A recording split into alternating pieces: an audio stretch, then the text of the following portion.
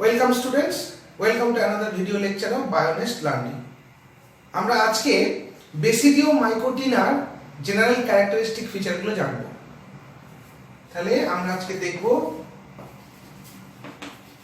বেসিডিও মাইকোটিনা। Basically, Basidio mycotina is comprised of more or less 11,000 species. প্রায় 1100 species কম বেশি এর মধ্যে থাকে, যার মধ্যে ল্যান্ড ফাঞ্জাই আছে যারা ল্যান্ডে বা স্থলে বাস করে, এছাড়া ফ্রেশ ওয়াটার মানে অ্যাকোয়াটিক ফাঞ্জাই বা মেরিন ফাঞ্জাই আমরা এখানে দেখতে পাই। তার মানে আমরা বেসিডিও মাইকোটিনার মেম্বারকে অলমোস্ট সমস্ত এরিয়ার মধ্যে দেখতে পাই এবং অদ্ভুতভাবে এদেরকে আমরা বিভিন্ন নামে জানি। যেমন আমরা এদেরকে মাশরুম বলি, কোথাও কখনো কখনো এদেরকে আমরা বলি টোডস্টুল, এদেরকে আমরা ব্র্যাকেট ফাঞ্জাইও বলি। বেসিডিও মাইকোটিনার বেশ কিছু মেম্বার আছে যে মেম্বারদের মধ্যে আমরা প্রচুর পোর দেখতে পাই, তাদের আন্ডার সারফেসে প্রচুর পোর দেখতে পাই, তাই এদেরকে আমরা পোর ফাঞ্জাইও বলতে পারি। বেসিডিও মাইকোটিনার বেশ কিছু মেম্বার আছে যাদেরকে খুব পয়জনাস হয়, সেগুলোকে আমরা ডেথ চেয়ার বলি সেই সব ফাঞ্জাইতে। তাহলে আমরা বেসিডিও মাইকোটিনার বিভিন্ন মেম্বারকে এরকম ভাবে ডেসক্রাইব করতে পারি: মাশরুম, টোডস্টুল, ব্র্যাকেট ফাঞ্জাই, পোর ফাঞ্জাই, ডেথ চেয়ার বা বার্ড নেস্ট ফাঞ্জাই। এরকম বিভিন্ন ধরনের নামে আমরা বেসিডিও মাইকোটিনার মেম্বারদের দেখি। দেখো, অ্যাসকোমাইকোটিনার জেনারেল ক্যারেক্টার পড়ানোর সময় আমরা দেখেছিলাম they have developed a special structure by forming the interwoven condition of reproductive hypha or fertile hypha and the sterile hypha. তাহলে ফার্টাইল হাইফা এবং স্টেরাইল হাইফার ইন্টারওভেন বা ইন্টারঅ্যাকশন বা একসঙ্গে মিলিতভাবে তারা একটা স্ট্রাকচার ডেভেলপ করেছিল, যে স্ট্রাকচারটাকে আমরা বলেছিলাম ফ্রুট বডি। সেই স্ট্রাকচারটাকে আমরা বলেছিলাম ফ্রুট বডি। সেই একই কনসেপ্ট কিন্তু আমরা বেসিডিও মাইকোটিনার ক্ষেত্রেও দেখতে পাবো। So basidiomycotina is also forming fruit body. বেসিডিও মাইকোটিনার ক্ষেত্রে কিন্তু আমরা ফ্রুট বডি দেখতে পাবো। অ্যাসকোমাইকোটিনার ক্ষেত্রে আমরা 4 রকমের ফ্রুট বডি দেখেছিলাম: ক্লিস্টোথেসিয়াম, অ্যাপোথেসিয়াম, পেরিথেসিয়াম, অ্যাসকোস্ট্রোমা। কিন্তু এখানে বেসিডিও মাইকোটিনার ক্ষেত্রে আমরা বিভিন্ন ধরনের ফ্রুট বডি দেখতে পাবো।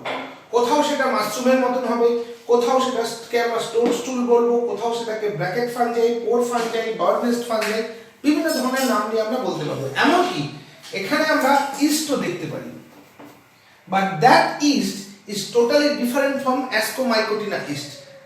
Ascomycotina yeast কি ছিল? দুটোই কিন্তু ইউনিসেলুলার।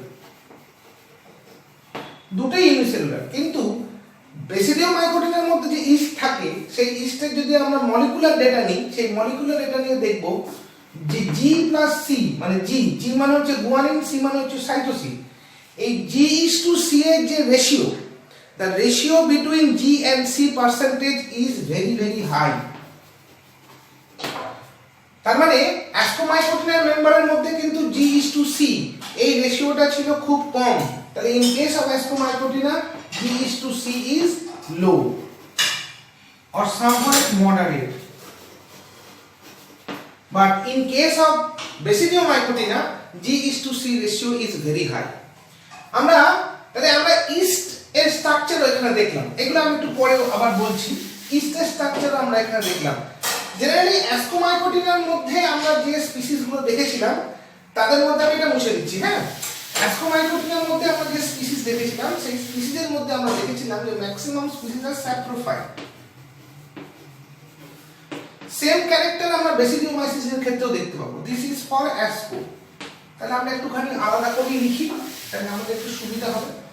আমরা অ্যাসকোর ক্ষেত্রে দেখেছিলাম, অ্যাসকোমাইকোটিনার ক্ষেত্রে আমরা দেখেছিলাম যে এদের নিয়ারলি 300 স্পিসিসের কাছাকাছি স্পিসিস ছিল, nearly more or less 300 species, but in case of Basidio আমার দুদিকে আবার একটু ভালো করে লিখে দিই, বেসিডিও মাইকোটিনা।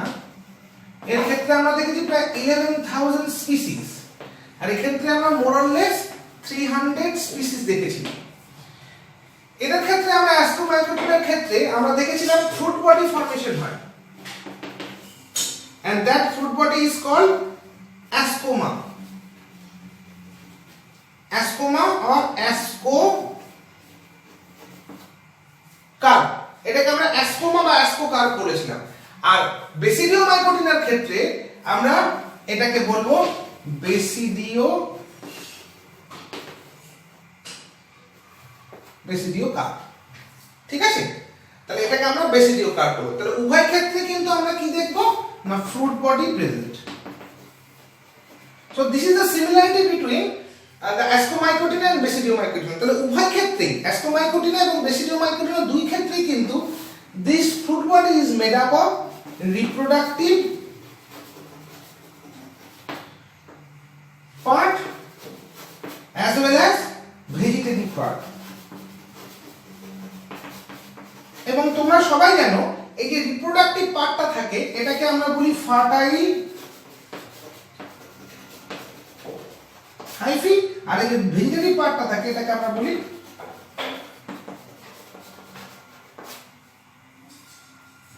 বলি স্টেরাইল হাইফি।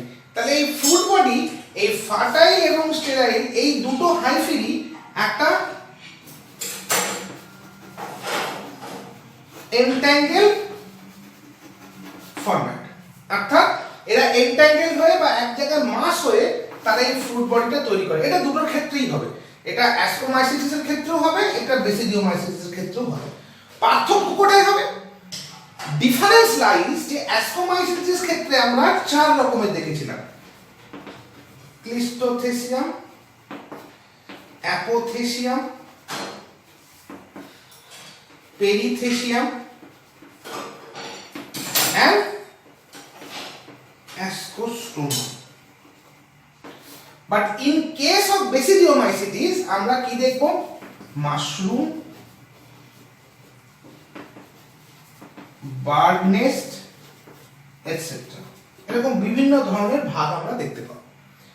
তাহলে ফ্রুট বডির দিক থেকে আমরা দেখলাম যে initially they are both of them are forming fruit body, but the external structure or visibility বা বাইরে থেকে সেটাকে কেমন দেখতে লাগবে এই স্ট্রাকচারটার দিক থেকে কিন্তু অ্যাস্কোমাইকোটিনা এবং বেসিডিওমাইকোটিনার মধ্যে একটা বিশাল পার্থক্য রয়েছে। অ্যাস্কোমাইকোটিনার মধ্যে আমরা যে 300 স্পিসিস দেখতে পাচ্ছি তারা এই যাই হোক এই চারটে ফর্মের মধ্যেই থাকবে, তার মধ্যে maximum of them are forming the three phases. কিন্তু ইন কেস অফ বেসিডিওমাইসিটিস তারা এই 8 রকম যে 5 থেকে যে 8 রকম বিভিন্ন ফরম্যাট, সেই ফরম্যাটটার মধ্যে আমরা 1100 স্পিসিসকে দেখতে পাবো। ঠিক আছে, বেশ। নেক্সট আমরা নেক্সট পয়েন্ট কি দেখব? তাহলে এইটা গেল। এবার ইকোলজিক্যাল সিগনিফিকেন্সের দিক থেকে যদি দেখি যে আমরা দেখব অ্যাস্কোমাইকোটিনা জেনারেলি ল্যান্ড বা ল্যান্ড ডুয়েলার, মানে আমরা মানে স্থলভাগের মধ্যে এদের বেশি দেখতে পাই। বাট বেসিডিওমাইকোটিনা ল্যান্ডে দেখতে পাই, ফ্রেশ ওয়াটার, যেটা আমি একটু আগেই তোমাদের বললাম, ফ্রেশ ওয়াটারও দেখতে পাই, মেরিন হ্যাবিট্যাট বা মেরিন ওয়াটারও আমরা এদেরকে দেখতে পাই। ইকোলজিক্যাল সিগনিফিকেন্স এটা দেখলে হ্যাবিট্যাটের দিক থেকে আমরা এটা দেখলাম। আর একটা দেখলাম আর দেখতে পারি ইকোলজিক্যাল সিগনিফিকেন্সের দিক থেকে। দেখো, ফাঙ্গাস মানেই হচ্ছে এমন একটা organism, that organism plays the role of a decomposer, তাই তো? বিয়োজকের ভূমিকা পালন করে যে অর্গানিজম ফাঙ্গাই হচ্ছে তাদের মধ্যে অন্যতম। তো এই ইকোলজিতে বিয়োজকের ভূমিকা বা the role of this type of decomposer is very very important. তাহলে ডিকম্পোজারের রোল কিন্তু এই বোথ বেসিডিওমাইকোটিনা এবং অ্যাস্কোমাইকোটিনা প্লে করে। কিন্তু যদি আমরা ফ্রুট বডির রেসপেক্টে বিচার করি তাহলে দেখব বেসিডিওমাইকোটিনার ফ্রুট বডি অনেকটা ম্যাক্রোস্কোপিক।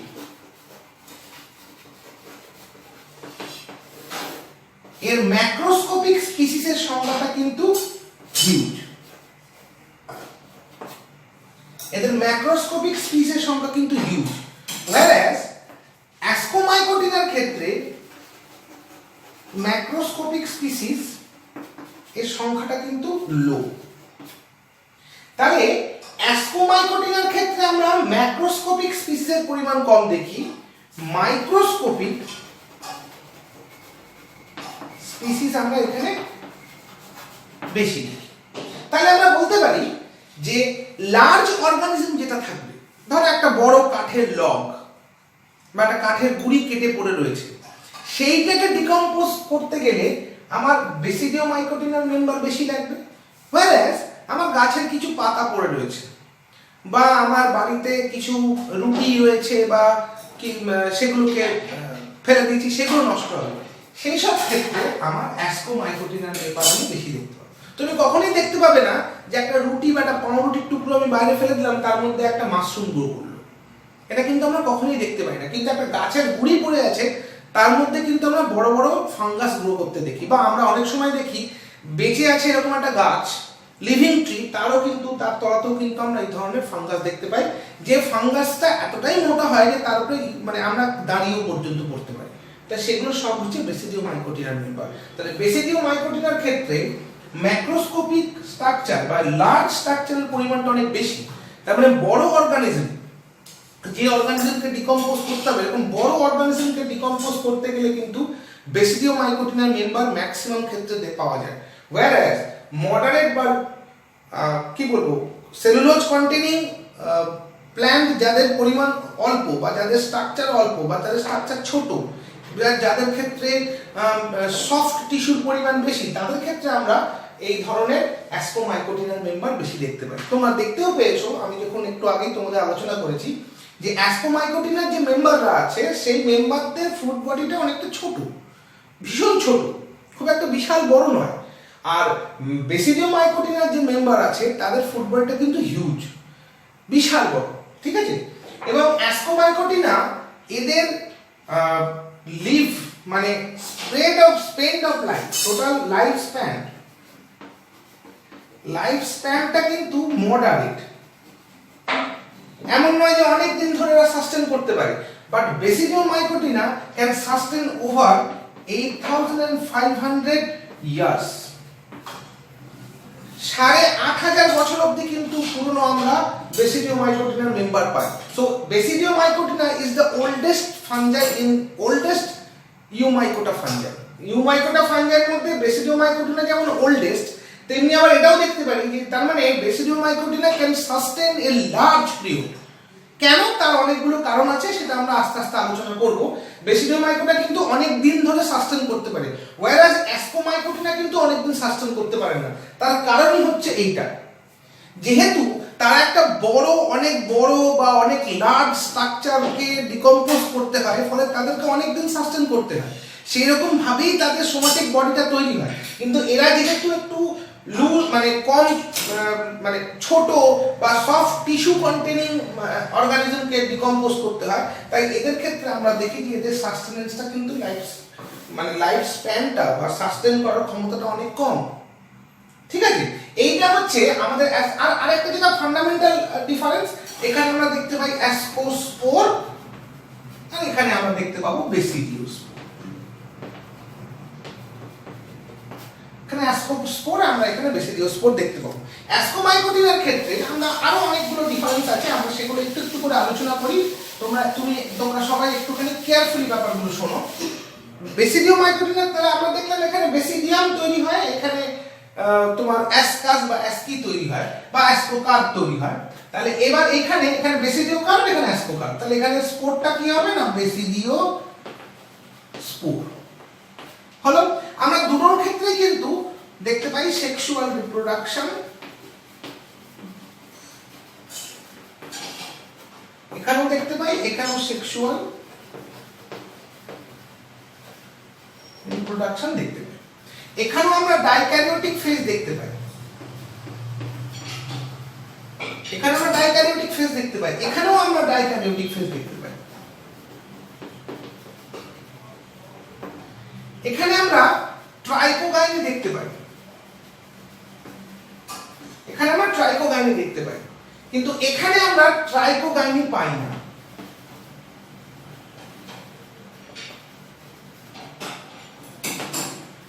এখানে আমরা ট্রাইবোকাইনি পাই না, এখানে আমরা ক্ল্যাম্প কানেকশন পাই না, এখানে আমরা ক্ল্যাম্প কানেকশন পাই, এখানে আমরা ক্ল্যাম্প কানেকশন দেখতে পাই। ঠিক আছে, অ্যাসকোমাইকোটিনার মেম্বার আর বেসিডিওমাইকোটিনার মেম্বারের মধ্যে এই কটা জিনিস কিন্তু আমরা দেখতে পাই।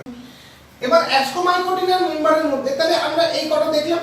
এবার এই অ্যাসকোমাইকোটিনার মেম্বারদের মধ্যে আমরা একটা ইম্পর্টেন্ট জিনিস দেখি, সেটা হচ্ছে কি এখানে আমরা দু রকমের হাইফি দেখতে পাই। একটাকে আমরা বলছি রিপ্রোডাক্টিভ অর ফার্টাইল, আরেকটা হচ্ছে ভেজিটেটিভ অর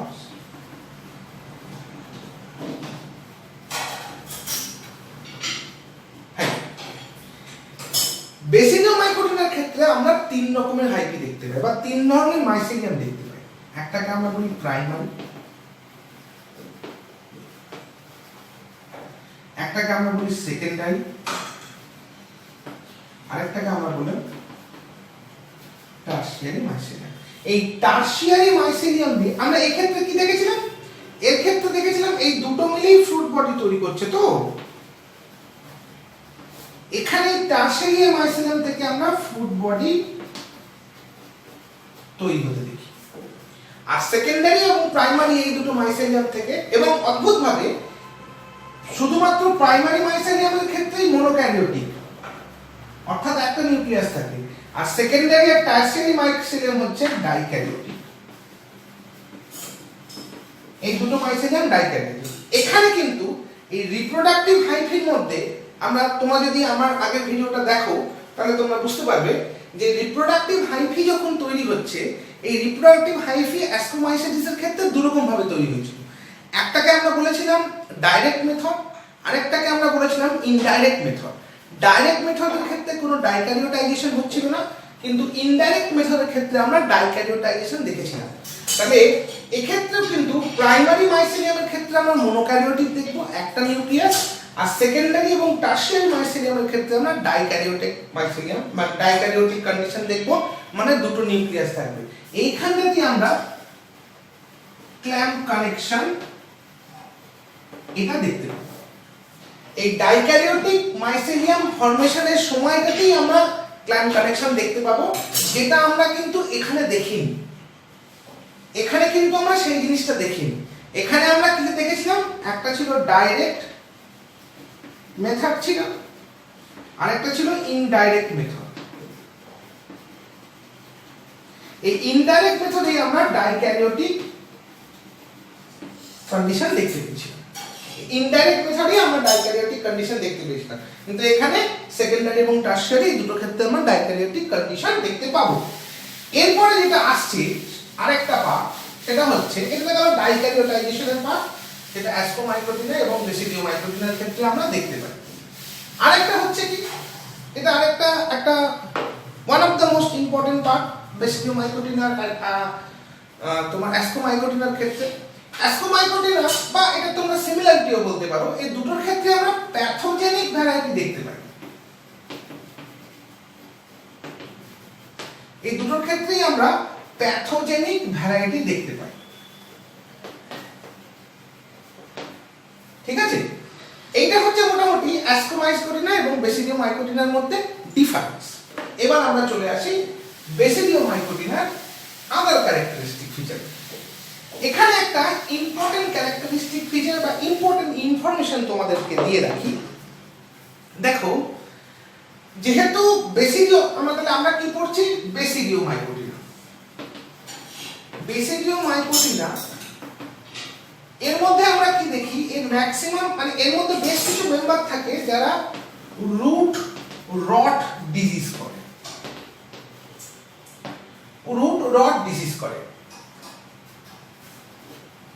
এই root rot disease is a very very important disease. Origin প্রদেশে আমরা ব্লু মাউন্টেন দেখতে পাই। এই ব্লু মাউন্টেনে এক ধরনের রুট রট ডিজিজ হয়, যাকে আমরা বলি আর্মিলারিয়া ওয়েস্টি। এই আর্মিলারিয়া ওয়েস্টি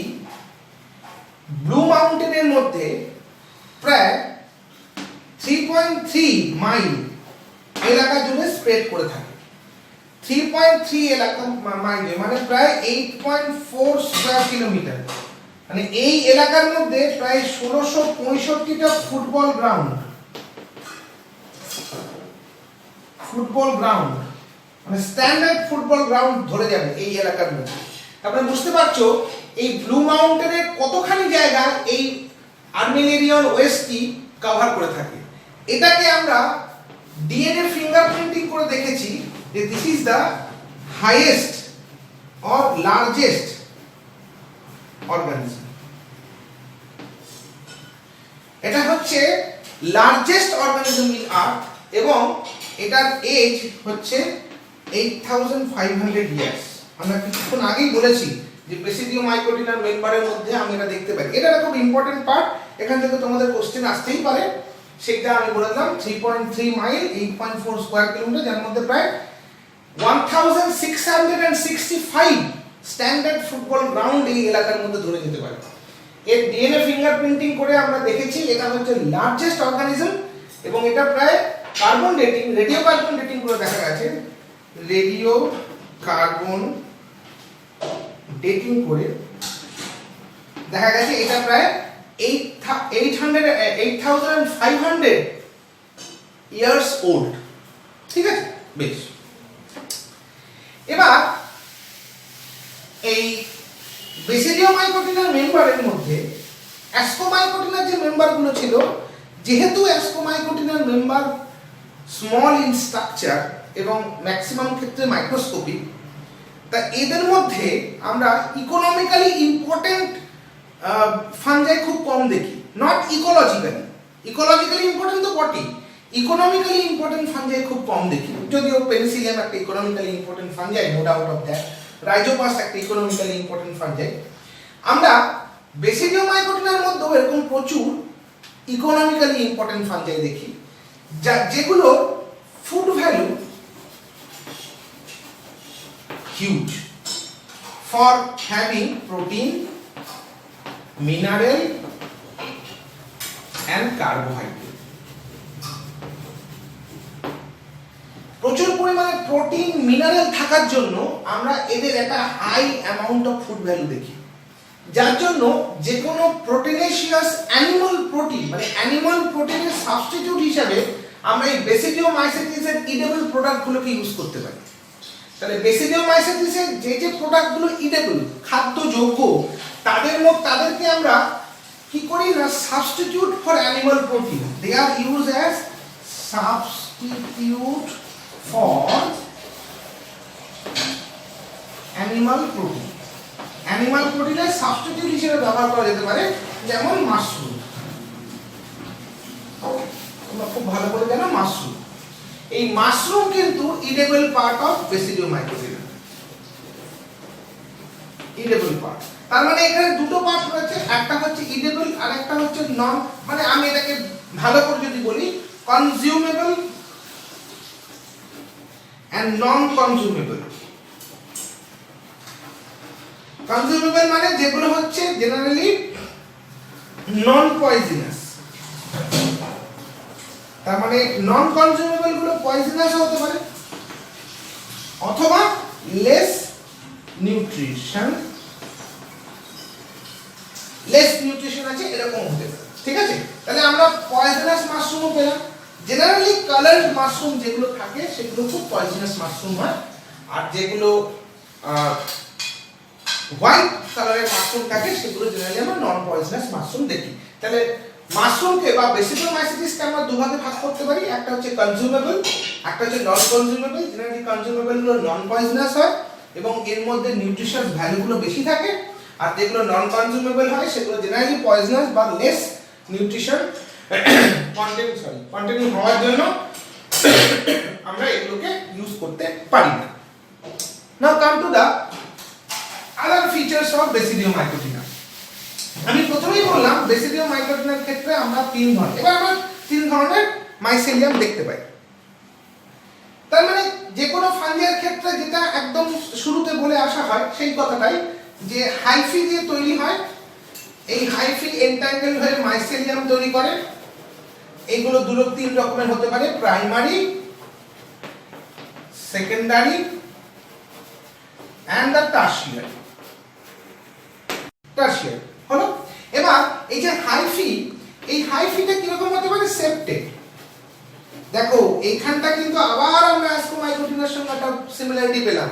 অ্যাসকোমাইকোটিনার মেম্বারদের মধ্যেও কিন্তু আমরা সেপ্টেশন পেয়েছিলাম, তার মানে তাদের হাইফিগুলো কিন্তু সেপ্টেড হাইফি। আমি এটা ওখানে মেনশন করিনি, আমি পড়াতে এই জায়গাগুলো বলে যাব, তোমরা একটু এই জায়গাগুলো ক্যাচ করার চেষ্টা করবে, না হলে যখন বেসিডিওমাইকোটিনার পুরো ক্যারেক্টারিস্টিক ফিচার শেষ হয়ে যাবে তখন আমি আরেকবার অ্যাসকোমাইকোটিনার বেসিডিওমাইকোটিনার ডিফারেন্সটা বলে দেবো।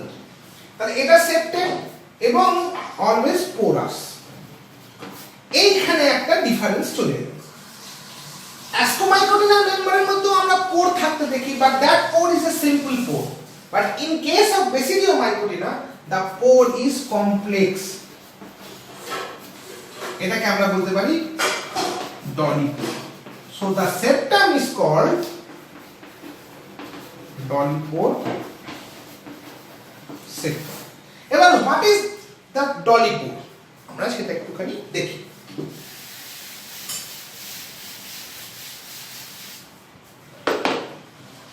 এই হচ্ছে একটা আমরা হাইফি আঁকি।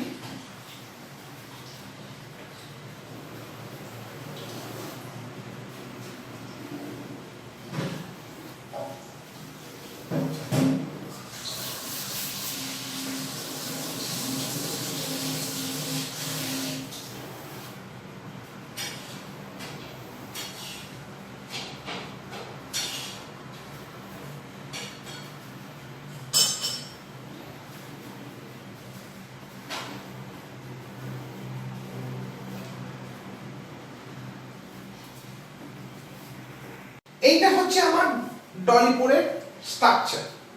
So this is the septa, sorry এটা হচ্ছে একটা হাইফি